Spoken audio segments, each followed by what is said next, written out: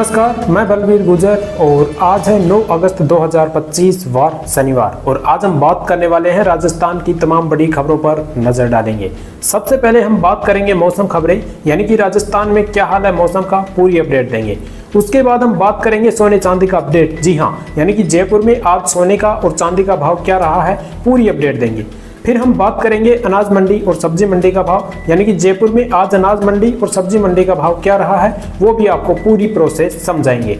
फिर हम बात करेंगे पेट्रोल और डीजल की कीमत। जी हाँ, यानी कि आज जयपुर में पेट्रोल और डीजल का भाव क्या चल रहा है, वो भी पूरी अपडेट देंगे।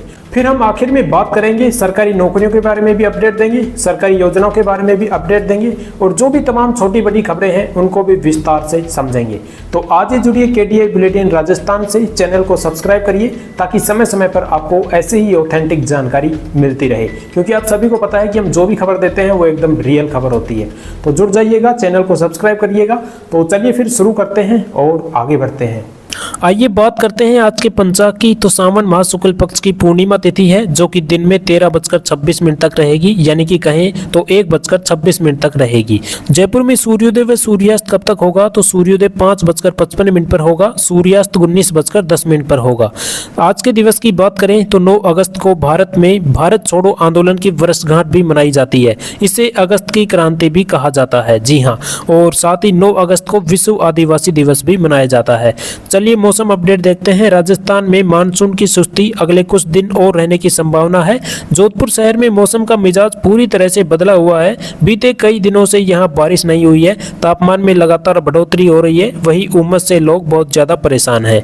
15 अगस्त के बाद मानसून के एक्टिव होने की भी संभावना जताई गई है। मौसम विभाग की माने तो 9 से 11 अगस्त के बीच पूर्वी राजस्थान के हिस्सों में हल्की से मध्य बारिश होने की संभावना जताई गई है, जबकि पश्चिमी हिस्सों में यानी कि जोधपुर, उदयपुर, अजमेर, बीकानेर संभाग के एरिया में बारिश होने की कम संभावना जताई गई है। चलिए कुछ अन्य अपडेट देखते हैं। राजस्थान से लगे इंटरनेशनल बॉर्डर पर 15 अगस्त से पहले बॉर्डर सिक्योरिटी फोर्स यानी कि बीएसएफ हाई अलर्ट पर है।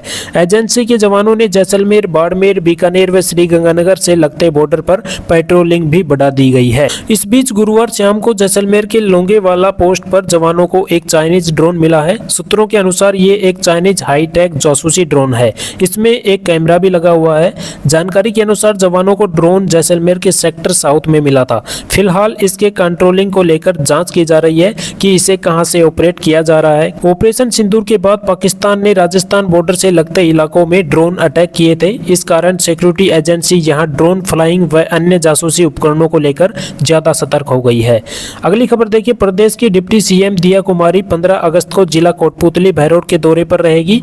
वे कोटपुतली स्थित राजकीय LBS PG कॉलेज के खेल मैदान में आयोजित स्वतंत्रता दिवस समारोह में मुख्य अतिथि के रूप में शामिल होगी। डिप्टी सीएम ध्वजारोहण करेगी और मार्च पास्ट की सलामी लेगी। इसके बाद वे जिला स्तरीय अलंकरण भी प्रदान करेगी।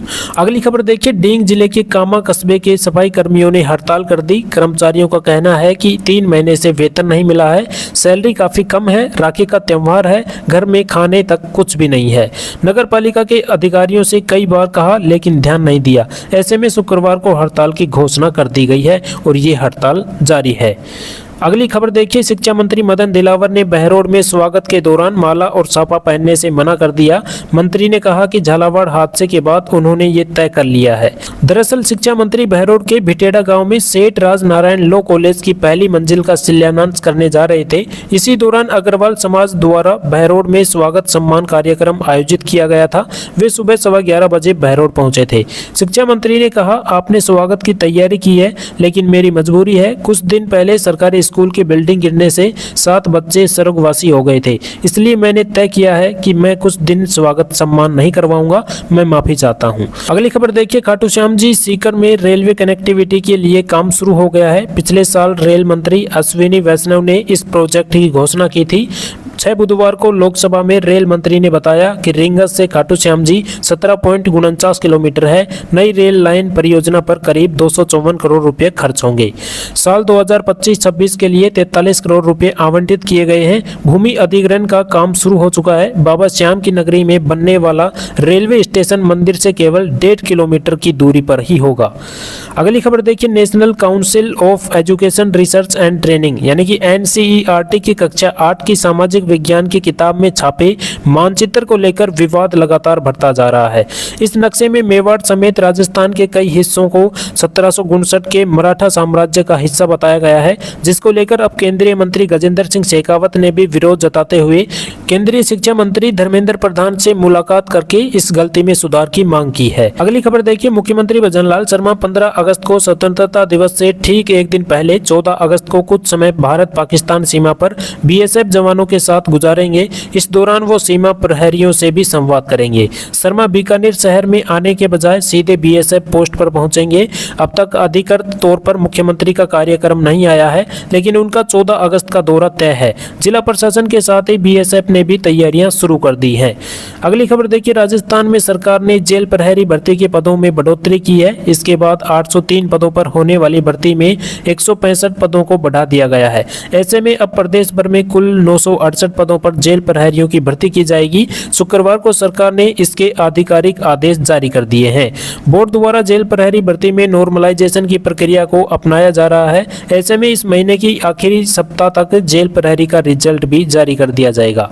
अगली खबर देखिए, यूनियन बैंक ऑफ इंडिया यानी कि यूबीआई ने वेल्थ मैनेजर के 250 पदों पर भर्ती निकाली है।